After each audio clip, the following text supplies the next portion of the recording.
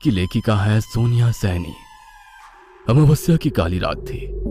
शहर से बहुत दूर एक निर्जर पहाड़ी के शमशान भूमि में उसने जमीन पर कुछ ज्यामितीय आकृतियां खींचकर उनमें मानव खोपड़ी, सिंदूर, नारियल, तेल, रक्त पुष्प और अक्षत रखे हुए थे। आंखें बंद करके वो मंत्र बुदबुदा रहा था। बीच बीच में वो खोपड़ी के ऊपर अक्षत, सिंदूर और पुष्प चढ़ाता तो खोपड़ी खुद ब खुद अपने स्थान पर कंपन करने लगती। उसे देखकर ऐसा लग रहा था वह किसी बहुत बड़ी शक्ति को सिद्ध करने का प्रयास कर रहा है। उसे इसी तरह साधना में लीन बैठे 4 घंटे बीत चुके थे। अचानक शमशान भूमि के आसपास का माहौल बदलने लगता है। अभी तक आसमान में चमकते तारे भी मानो अब डर से बादलों की ऊंट में दुबक गए थे। एकाएक वहां तेज आंधी चलने लगी, किंतु साधक पर उस आंधी का कोई प्रभाव नहीं पड़ा। उसके माथे पर चिंता या भय की कोई लकीर नहीं उभरी। आसपास के पेड़ इस भयंकर आंधी में टूट टूट कर गिर रहे थे, किंतु उसकी साधना की शक्ति ऐसी थी कि जमीन पर बिछा उसकी तंत्र साधना का एक भी सामान टस से मस नहीं हुआ। देखते ही देखते वहां मूसलाधार बरसात शुरू हो गई। साधक अभी भी लगातार अपने मंत्र बुदबुदा रहा था। आंधी और बरसात के साथ वहां का तापमान 0 जितना ठंडा होने लगा। एक लंगोट के अतिरिक्त उस साधक के शरीर पर कोई वस्त्र नहीं थे। हाड़ कपाती ठंड में भी वह भाव शून्य सा अपनी साधना में लीन था।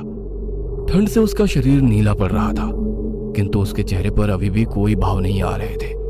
तभी वातावरण में एक साथ कई सारे प्रेतों के हंसने रोने की भयानक आवाजें गूंजने लगी। अब तो शमशान के दूसरी छोर पर गुप्त कैमरा लगाकर वीडियो रिकॉर्ड करते अनय के हाथ पांव भी ठंडे पड़ने लगे थे। उसने कैमरे में देखा तो उसे अब अघोरी साधक के आसपास बहुत सारी भयानक आकृतियां घूमती नजर आने लगी। इससे आगे रिकॉर्ड करने की हिम्मत अब अनय के अंदर नहीं बची थी। उसके हाथ पैर कपकपा रहे थे, लेकिन इस समय वो वहां से बाहर भी नहीं निकल सकता था, क्योंकि हर तरफ प्रेत घूम रहे थे। और किसी भी सामान्य व्यक्ति का खुली आंखों से प्रेत देख लेना खून जमा देने के लिए काफी होता है। अनय एक ब्लॉगर था। अपने YouTube चैनल पर अद्भुत घटनाओं को दिखाने के कारण उसके पास 3 मिलियन से भी ज्यादा सब्सक्राइबर थे। अभी तक उसने अपने चैनल पर कई सारे ढोंगी तांत्रिकों, ओझाओं का पर्दाफाश किया था। उसके दिमाग में हर समय यही चलता रहता कि कैसे उसका चैनल ट्रेंडिंग रहे। यार अमित, मेरे पास एक आइडिया है। तुझे पता है इस साल महाकुंभ लगने वाला है। वैसे भी ये 12 साल में एक बार लगता है। क्यों ना हम लोग भी जाकर वहां वीडियो रिकॉर्ड करें। मैंने सुना है बड़े बड़े साधु तपस्वी कुंभ में जरूर आते हैं। अरे यार, ये हमारे चैनल के लिए कुछ अलग होगा। क्या कहता है? अरे यार, मुझे तो तेरा ये आइडिया उतना हैपनिंग नहीं लग रहा है। कौन देखेगा तेरा महाकुंभ? यूथ को इन सब में कोई इंटरेस्ट नहीं है। अरे जहां तक मैं सोच रहा हूँ तो वहां तक पहुंच ही नहीं रहा है। तो बस सामान बांध, हम चल रहे हैं बस। अनय और अमित महाकुंभ से ब्लॉगिंग करने के लिए कुमुदराज पहुंच गए थे। नदी किनारे पहुंचकर उन्हें कई सारे जटाधारी साधु लंगोट पहने दिखाई दिए। उनके हाव भाव, रहन सहन कुछ अजीब सा था। अमित देख, वो सब साधु संत उधर बैठे हैं। मैं उनसे बात करने जा रहा हूँ, तो चुपचाप रिकॉर्ड कर लेना बस। हाँ। अरे भाई, मुझे तो उन्हें देखकर ही डर लग रहा है। क्या क्या करता है तू इस ब्लॉगिंग के चक्कर में? लेने के देने ना पड़ जाए कहीं। अमित की बात को इग्नोर करते हुए अनय बाबा के पास पहुंच जाता है। बाबा, आपने वस्त्र क्यों नहीं पहन रखे हैं? ये आपके समाज का कोई विशेष रिवाज है क्या? हम अघोर पंथी है। ये दिशाएं ही हमारे वस्त्र है और शमशान भूमि हमारा घर। आप लोगों का मन नहीं करता हमारे जैसे फैशनेबल ड्रेस पहनने का, मोबाइल चलाने का? ये आज मरवाएगा। पता नहीं क्या अनाप शनाप बक रहा है। तुम मोह के बंधन में फंसे अज्ञानी बालक हो। हम साधक हैं, तपस्वी हैं।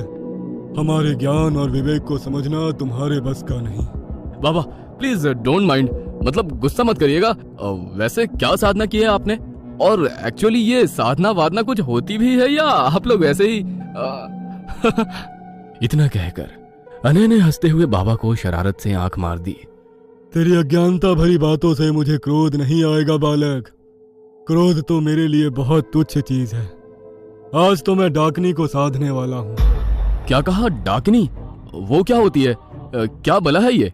आगे के प्रश्नों के उत्तर देने की जगह बाबा ने कुछ पल तक क्रोध भरी नजरों से अनय को घूरा और फिर वहां से उठकर चल दिए। ये सब क्या बचपना है अनय? ये सिद्ध महापुरुष है, इनसे इस तरह की बातें नहीं की जाती। भाई श्राप राप दे दिया ना तो बस गई भैंस पानी में। अबे तू ये सोच, अपने चैनल पर जब ये वीडियो आएगा तो धमाल मच जाएगा। अपना काम ही ऐसा है यार। और अब मैं यहीं रुकने वाला हूँ। आगे के एपिसोड्स भी यहाँ से शूट करके ही जाऊंगा। भाई मैं इन सब से बाहर हूँ, तू अपना देख ले। व्यू बढ़ाने के लिए मैं अपने धर्म का यूं मजाक नहीं बना सकता। और मेरा सजेशन मान, तू भी चल यहाँ से। अब मुझे तेरी जरूरत नहीं है, तू बस एडिटिंग का काम संभाल, वीडियो शूटिंग मैं कर लूंगा। क्या करने वाला है तू? आज रात को मैं बाबा का पीछा करूंगा और उसकी साधना करते समय वीडियो रिकॉर्ड करूंगा और पूरा भारत देखेगा कि डाकिनी कैसे सिद्ध होती है। अनय के सर पर बस अपने चैनल को ट्रेंड करवाने का भूत सवार था।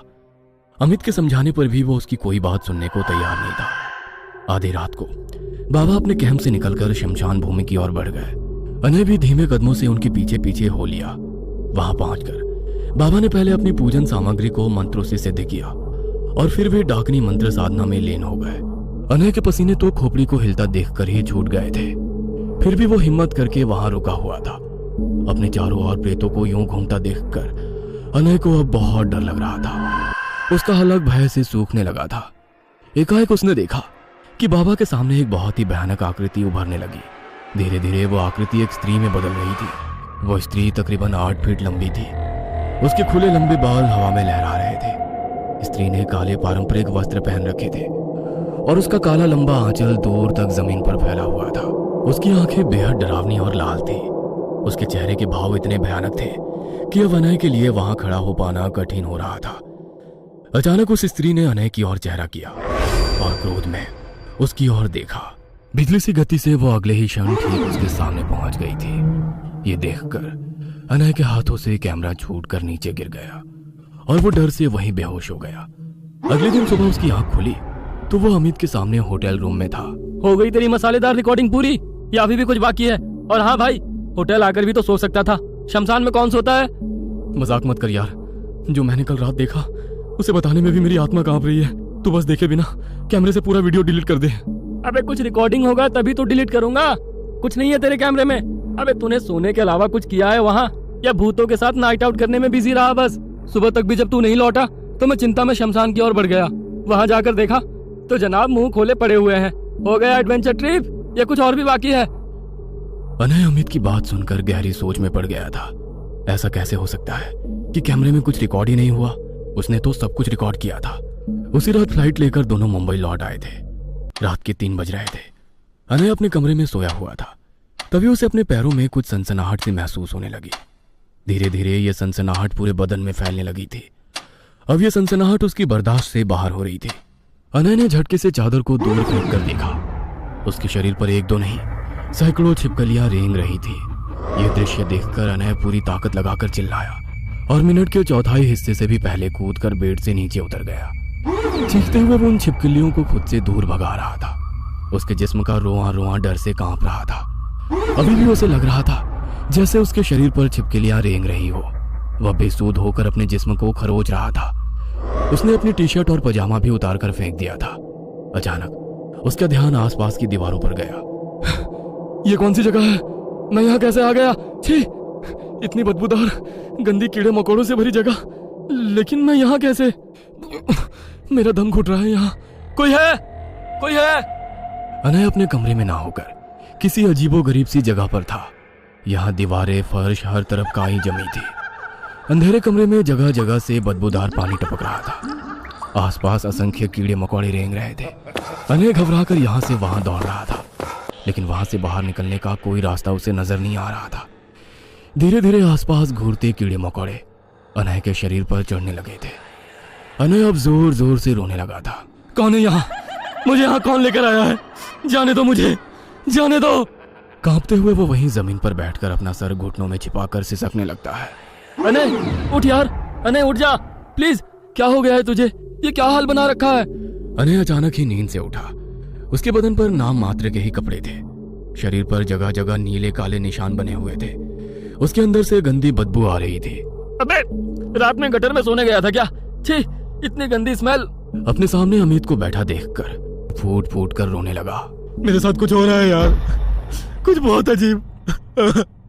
अगर मैं तुझे बता भी दूं तो भी तू यकीन नहीं करेगा।